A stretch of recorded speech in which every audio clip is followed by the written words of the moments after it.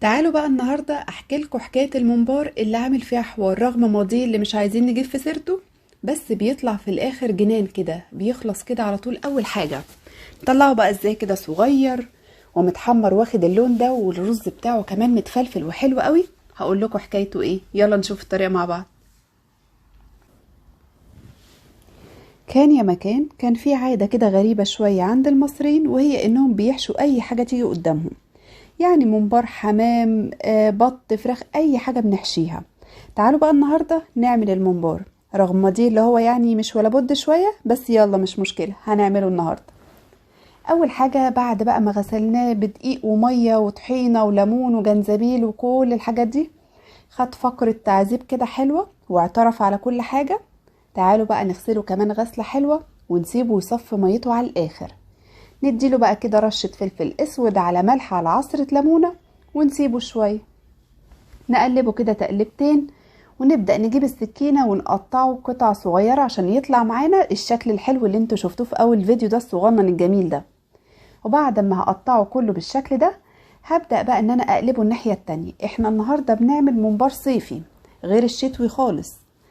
الصيفي دوت او الفكرة اللي جات لي يعني ان هو يكون خفيف، الجو حر مش عايزين دهون كتير. اما بقى الشتوي بنحشيه على الناحية اللي هي فيها دهون، ونسبك له كده شوية، وده كده كده مش مشكلة، احنا كده كده بنتخن في الشتاء فمش هنحس بالذنب زي الصيف. فتعالوا بقى كده ايه، نقلبه كده واحدة واحدة ونخلي الناحية بتاعت الدهون لبره. تمام. لو عملتوها لجوه مفيش اي مشكلة خالص، برضو بيطلع حلو لكن تقيل شوية. بعد ما قلبناه بقى على الناحية ديت، نجيب بقى بصلاية صغنونة عليها رشة ملح رشة فلفل اسود، وندعكهم في بعض وننزل بيهم على الممبار. تبلناه كويس نركنه بقى على جنب. ايوه يا جماعة، انا اللي بتبل الممبار، انا بحب اتبله جدا وبيدي طعم حلو قوي قوي في الاخر.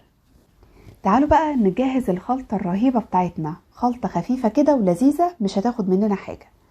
جبت هنا بصل قطعته كده قطع صغيرة، والافضل ان هو يكون متقطع بالايد افضل من الكبة، او ياخد ضربة كبة كده ايه، يكون خشن يعني متقطع خشن شوية.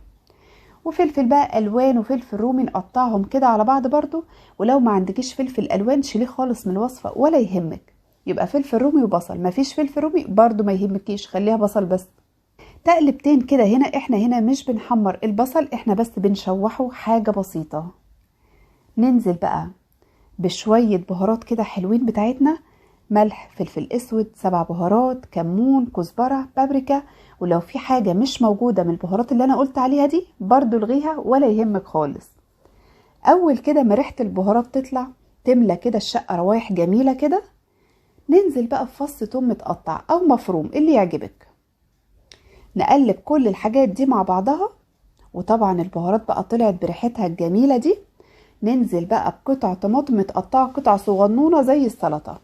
تقلبتين كمان ونطفي النار، وكده الخلطة بتاعتنا جاهزة. دي كده خلطة خفيفة ما فيهاش تسبيك، ما فيهاش صلصة ولا اي حاجة خالص، خلطة خفيفة جدا.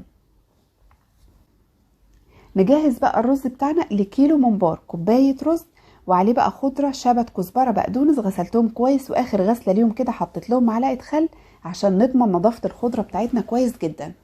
صفيت الخضرة وقطعتها قطع صغيرة بالشكل ده. الرز غسلته هحط عليه الخضرة.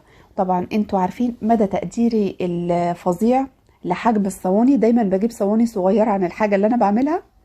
فانا جبت حلة تانية بعد ما وسخت الصينية دي، وقلبت كله على بعضه وحطيت الخلطة وقعدت اقلب بقى كل الكلام الحلو ده. عايزة اقول لكم الريحة رهيبة بجد.